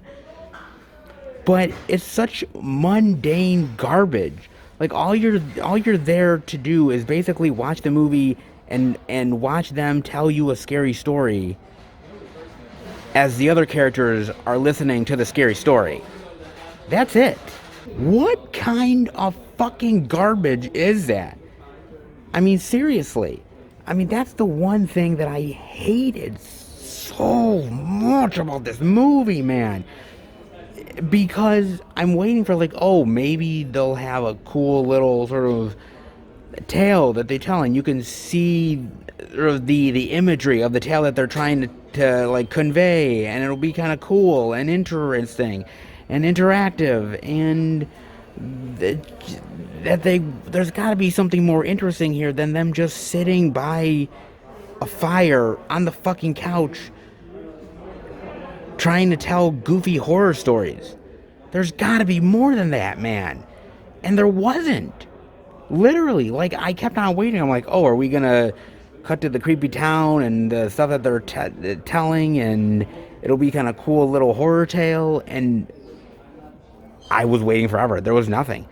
All it is just them doing sort of goofy interactions with one another and changing the story constantly so that maybe it terrifies them, but it never does. Like, you're sitting there like, man, I could come up with more scary shit than this. This is lame. It is lame. I mean, this is basically the My Dinner with Andre of horror movies.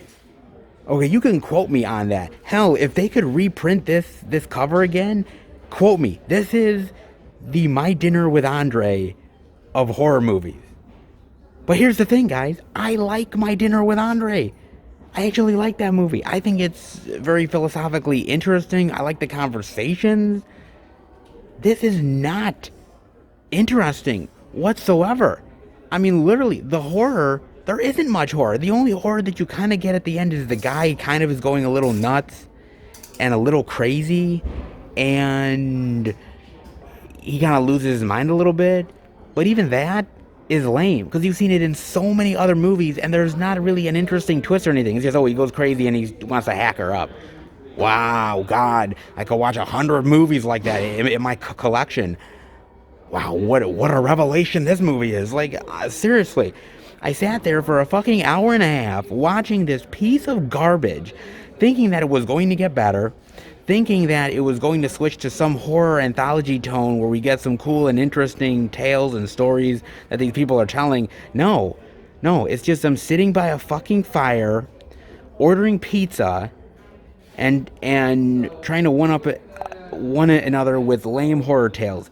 That is it. That is all you get, man. And you have to suffer through an hour and a half of that bullshit. I can't get that back, man. I can't get an hour and a half of my life back for this. I wish I could, because, man, I like want to contact somebody from Shudder or the filmmakers and be like, what the fuck is this? I mean, man, think of sort of the lamest horror movie that you can think of, and times that by 10, because this was a bore. I literally was sitting there, and I almost at times, and I'm not going to lie, guys, I almost, decided to stop. I just had to sort of say, I'm done. But for some reason, I'm like, I got to watch it, because I'm thinking it's going to get better. Imaginative and witty, razor-sharp horror comedy from Bloody Disgusting. What the fuck were they smoking? Seriously, what the fuck? What kind of drugs are they on, man? Can I ask them? Whoever the fuck wrote that quote from Bloody Disgusting, they must be out of their goddamn fucking minds. I'm serious. This is not witty. This is not razor-sharp horror comedy.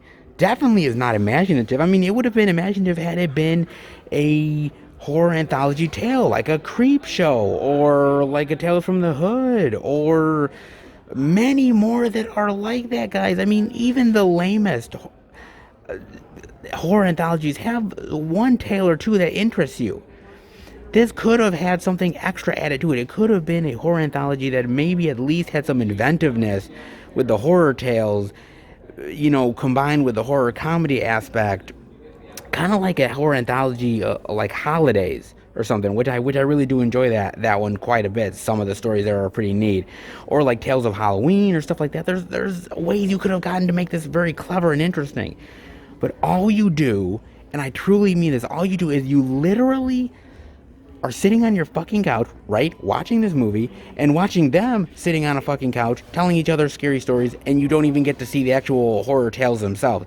You just have to listen to them babbling and changing the story constantly. Whoa, you're not scared by that? Whoa, it's a vampire. And like, oh my God, what the fuck? Literally, I'm so pissed. This movie is a complete and utter bore fest, and Shudder should be ashamed. The filmmaker should be ashamed of this movie. This movie is garbage. This is garbage, man.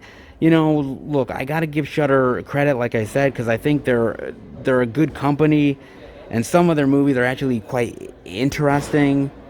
Like, even Random Acts of Violence, I'll give some love to. Even though I didn't love that movie, I'll give some to it because I think it's inventive at times, and I like what they do with sort of the killer genre within sort of comic books and stuff. I like that, but this does literally nothing, guys. This is literally a lame attempt at trying to do a horror anthology or maybe a creepy horror tale, but they fail miserably. They don't even get anything right, man. The actors are trying, but this material just sucks, dude, and I am pissed, man. This movie is like, this is one of the more recent horror movies that I have literally hated. And I wouldn't pay $12.99 for this. I wouldn't pay $5.99 for this. I wouldn't pay a fucking dollar if it was at the Dollar Tree for this shit.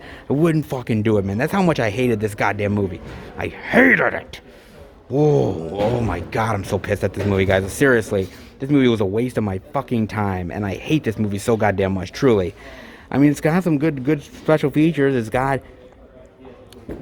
director and cinematographer commentary, interviews with the cast, behind the scenes, music video, outtakes, but again, I could fucking care less. This movie's terrible. And as far as like creepy horror tale movies go, man, watch any horror anthology, watch any creepy tales movie over this garbage, man. I mean, even in a movie like Stand By Me, right? Like, even a movie like Stand By Me, they still had, when that kid was telling the tale by the campfire about, you know, the pie eating contest, they cut to the pie eating contest so you get to see the imagination of what he's talking about. They don't even do that with this movie. They don't even do that. It's just mundane people talking. And sometimes that could be fun, but damn, this thing is a real piece of shit, man. And Bloody Disgusting should be beside themselves for even saying that quote. I don't know how much they got paid by Shudder, but I hope it was fucking worth it, man. I hope you sold your soul for a good price, man. But goddamn, this thing. A delightful and spooky surprise of a movie nerd is on my man. Fuck you. Man, I hate this movie. Garbage. And I wouldn't even wipe my ass with the fucking slipcover. I'm serious, man. God, I hated this movie. Damn, dude. I mean, other than that, I mean, well, at least they have that, but they have nothing else this week, guys. And that's a real shame, but, you know, sometimes you win and sometimes you lose. Hey, at least we tried. Alright, let's head out. And here I was ready to anoint Best Buy like the winner of the week, right? Because I know Best Buy is really great, right? Not this week, apparently, guys. I mean, I came in here and I'm like, okay, they have Fatale, and then they have... Don't get me started again with Scare Me. Don't... They had it. Let's just put it that way. They had that, and then I'm thinking to myself, okay, where's Monster Hunter? Where is maybe a couple other releases that they usually have just to pad out the week? And nothing. Nada. At all. Zippo. Zilch. Crapola. I mean, maybe they're just having an off week, but it's kind of strange for Best Buy, man. It's kind of weird to me. You know, I mean, I figured if Target had it, Best Buy would. Well, apparently my Best Buy did not have it at all, man. Strange as it may seem. I guess every week is not going to be plentiful for Best Buy. There will be weeks where they're having their off game, and this week happens to be one of them, unfortunately, guys. I hate to say it, but truth be told, well, again, physical media lovers, sometimes we hit it big, other times we strike out majorly. And, well, with this Best Buy, I think you can take a wild guess which one that was. Yes, indeed. Well, it's still a decent physical media week, not great. I just wish some of the stores would have had a little bit more to show off. A physical media lover can dream. Of course. Dreams. Like to turn that into reality. Just saying, guys. Hope you guys enjoyed it. Well, whatever we could show off. Let's head home and finish the video. Alright, everybody. That'll do it for the Blu-ray and DVD out and about video this week. And it was a little bit of a struggle to find physical media this week. I'm not gonna lie, man. I mean, last week was actually pretty plentiful. I wasn't thinking it was gonna be, but it turned out to be more than I was hoping for. And this week was a little bit of a struggle. I think overall, guys, there's going to be weeks where we're going to have a lot of media to show off, and then there's going to be other weeks where it's going to be a little bit more tougher to find the physical media. I think that the pandemic has really caused a lot of issues within the entertainment industry, especially within Blu-ray and DVD manufacturing. There's not many actual facilities anymore to really produce these discs, and I think a lot of people are backlogged like crazy. So unfortunately, with the issues that are going on with Hollywood and how movies are being delayed and not being put on physical media, and a lot of demands on the physical media industry, and how there's a lot of backlogs, it's a little bit of a troubling spot right now. I think as we start to get this pandemic under control more and more and more, we're going to start to see more movies coming out on the streaming services, newer movies in theaters opening back up, hopefully, and more physical media throughout the year that is going to get more plentiful as we go along. Honestly, I'm just happy that there's movies to show off week in and week out, because for the longest time I thought we wouldn't get anything for a really long time as far as physical media is concerned. I mean, with the pandemic that had raged for as long as it has, a lot of industries shut down. There was a possibility that we were probably just going to be shut down for physical media for a long time, but that has not been the case. So any physical media to show off, to me, is always a good thing. I'd like more, but obviously a movie lover can dream. But I gotta be thankful for what I get, guys. And honestly, look, at this point, I thought we wouldn't see much. So to get something is really better than nothing. And I think as the pandemic starts to go down more, and I think people get vaccinated, and there's hope on the horizon, I think things will get better. But it is definitely testing our patience. But patience definitely goes a long way, and I think we will be rewarded sooner rather than later. So hey, if you're a physical media lover and sometimes you feel like you're in a no-win situation, trust me, it will get better eventually. Just takes time, guys. And sometimes that's easier said than done. But I'm happy to show off any physical media that I can find. You guys know that. But even though it was a slightly tough week for physical media in some ways, there was still some releases worth checking out. Definitely let me know what you guys picked up. I am definitely dying to know. As far as I'm concerned, nothing in stores this week, but I did actually get a package from Shout Factory. Yes! And actually, I've already opened it. Not gonna lie, guys. And this is actually 2 limited edition Blu-rays Roger Corman movies at that, guys. Yes! These are ones that I heard about when they got announced. And, I know some Roger Corman. I don't know all Roger Corman, but I know some of it. And these, man, I mean, one is this sort of old school haunted house movie, and another one is a double feature of mutant space sci-fi Roger Corman weirdness. I'm gonna give it a try, man. I've heard good things about them, and with them being limited editions, I was like, I gotta get up on these, man. I seriously do, because there were some that were limited editions before from Shout Factory that I completely ignored. I said, I'm not gonna worry about them, and they sold out so fast, and I was so pissed because I just didn't pull the trigger, and I'm like, nope, this time I'm pulling the trigger. So the first 2 pickups of March, little Roger Corman goodness, not half bad, guys, but you will not get to find out exactly what I picked up until my Blu-ray pickup video, which will drop sometime soon. It'll show off all the titles that I got for the month of March, and March might be pretty good.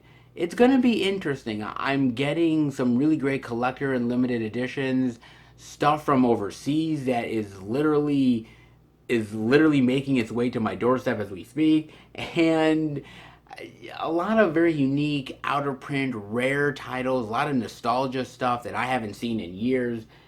Mark's gonna be pretty good, guys, so definitely stay tuned to that video when it drops, and definitely stay tuned this weekend, guys, because not only are we finally going to be putting out our Little Things movie review that Nick and I did, that new Denzel Washington movie, we're finally going to put out that review, but also, I realized that, God, it's been a few months into the new year, and I haven't done a live stream yet.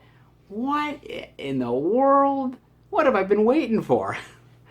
I've been busy, guys, to be fair, man. But this weekend, you are also going to get a live stream, another one, showing off a lot of physical media that I have not shown you guys yet, that aren't even part of the pickup videos. There is a lot of physical media that I'm going to show.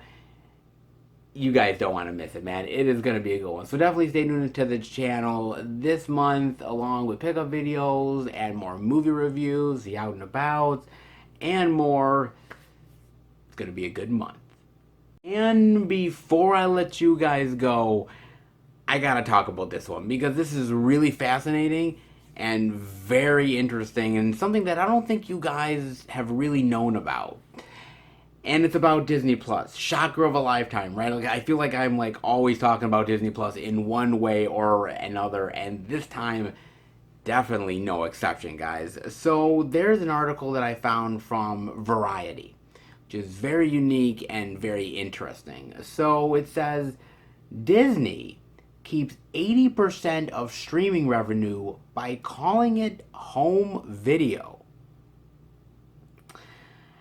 For years, Disney has been keeping 80% of the revenue from older shows that it distributes to streaming platforms, leaving only 20% to be available to its stars and other profit participants. It does so by classifying the revenue as home video. Under a formula dating from the introduction of the VCR, Disney subtracts an 80% royalty to its in-house distributor to cover the cost of distribution.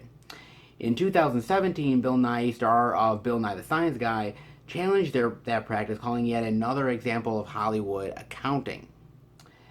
Now, he did a lawsuit to the Los Angeles Supreme Court, and Disney did actually win that lawsuit. Crazy enough, you'd think that Bill Nye would win that, but no, Disney actually did. Now, it's interesting here because it ends up saying that most studios, 75% to 80%, handle streaming and download revenues on older contracts. At the time when Nye signed this contract, streaming and digital downloads did not exist, but pay television like cable, HBO, Showtime, etc. did, and typically offered a premium licensing fee. Now, they argue that streaming is more akin to pay TV than it is to distribution of physical DVDs and VHS tapes, which they would be right. This is a pretty draconian thing for studios to be doing to an artist. They know the big money is coming in from Netflix. To try to stick it into a home video license, they don't have any justification for it. Now, basically, Nye's contract contains language that was standard at the time regarding revenue from video devices. Nye testified at the December hearing that he thought that referred only to a plastic rectangular thing such as a VHS tape. Nye further testified that to consider a video device to be software would be illogical at best because, among other things, the word manufacturer requires there to be a physical object, and a digital file is not a physical object or manufactured device. Now, basically they say, look, it's one hit of the button. It digitizes the content and you're done. They don't have any costs. There is a total windfall to the studio with no justification. These streamers are paying those big first window license fees that are usually your largest gains on the title. This should be a wake-up call to the artists and the people who make movies. This is outrageous. So, it always fascinates me, right? Because we talk about digital. And the reason why is digital as popular as it is for these companies? I mean, yes, for consumers, but why for companies? Because digital doesn't really cost them as much money as you might think it does. Digital platform is very minute as far as putting older content onto the platform itself. Obviously, they're paying big money for the actual original content itself, but the older content and digitizing it onto the digital platform doesn't really cost that money. It's actually very low cost. It's the cost of making the physical discs, the DVDs, you name it, that is actually the cost that is the bigger one out of the two.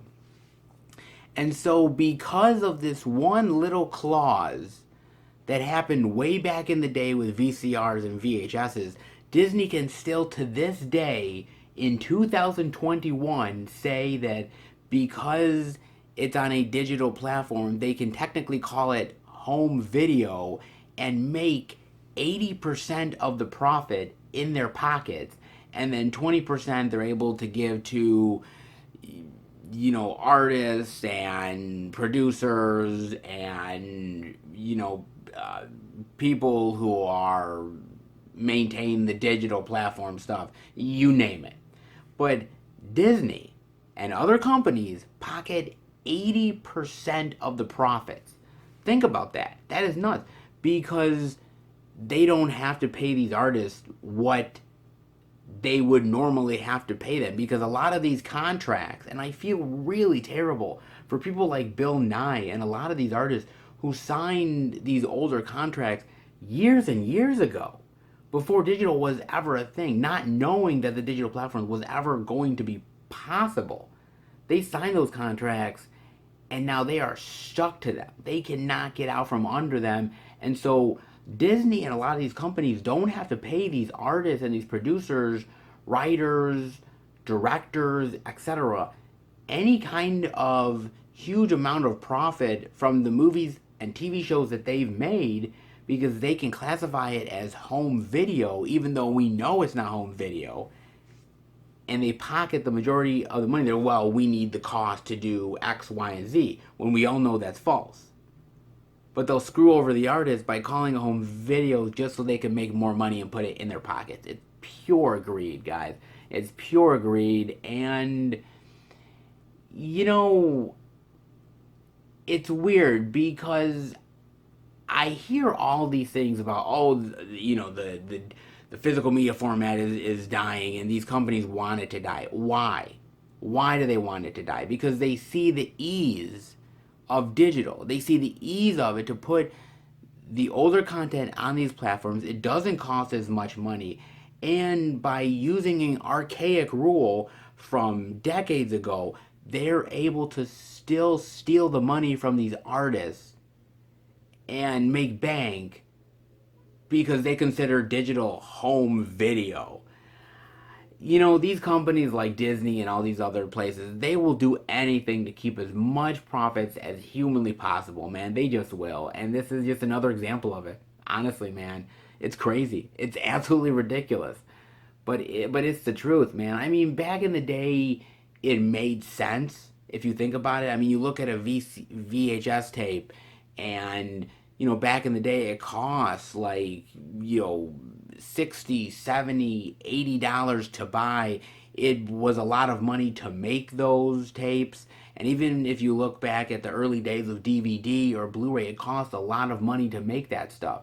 So, was it fully justified back then? Maybe not 100%, but you kind of understood that there was a lot of cost in manufacturing so many discs, putting it out to so many outlets, and getting it out to the people, rental stores, you name it.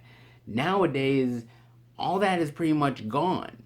So what costs are you really incurring? Not much. But again, by slipping that little rule in there, they can pocket most of the money and screw over the honest workers that made the content for them. Dude, it's, you know, and people wonder why. People wonder why that sometimes, you know, you don't like the shady shit that goes on, because it's just all deceptive, and it's all just sort of dark and twisted. And, you know, at the end of the day, these people will be judged for who they are and what they do. And the true people like Bill Nye, if I was him, if I was any of these artists who have made these contracts, once those contracts are up, I would take these companies for as much money as I possibly could. I would say, you are not putting my stuff on your platform unless you pay me the money. You look at somebody like even Dave Chappelle, who literally had Netflix take down the Chappelle Show because he was not getting the profits that he thought he should make. And he literally forced them to take it down, and then only they could put it back up once he was able to get the revenue that he deserved. And he did. And so now you see the Chappelle Show back up. I truly believe these artists deserve the money for being the true content creators. But until that rule changes, or until they're able to get a new contract, this deceptive practice is just going to continue on and on and on. I guarantee you it's something that you didn't realize, but now that you know it, it's kind of shady, ain't it? But this is Disney we're talking about, so are you really all that shocked? Come on. Really? Let me know what you guys think about that. It's quite deceptive, I'm not gonna lie, man. And at the end of the day, I think these people deserve better, but I'm not in the boardrooms, I'm not the executives, I don't make the rules. I only wish I did, guys. I hope you guys enjoyed the video. If you did, definitely give it the thumbs up. And if you're new to the channel, welcome. Check out the other Blu-ray and DVD Tuesday videos that I do every single week. The movie reviews with my friends. Movie hunting videos like Dollar Tree hunts, Blu-ray pickup videos, and live streams. Definitely catch it all on the channel. If you're a lover of movies and physical media, hit subscribe and become part of the Film Fan Nation. I want to thank my really great subscribers out there. You guys are absolutely amazing and awesome, and the great feedback and watching the entirety of the videos and supporting me, truly from the bottom of my heart, man. Thank you, thank you, thank you so much. I truly appreciate it. So if you love how I talk about movies and physical media, definitely hit subscribe and keep up to date with everything I'm doing through Instagram, Twitter, and Facebook. Film Fan 108. Keep up to date with everything I'm doing, plus special pictures and videos I do from time to time on social media as well. Alright guys, I will see you back next week for a brand new Blu-ray and DVD out and about video. Take care everybody, and happy hunting.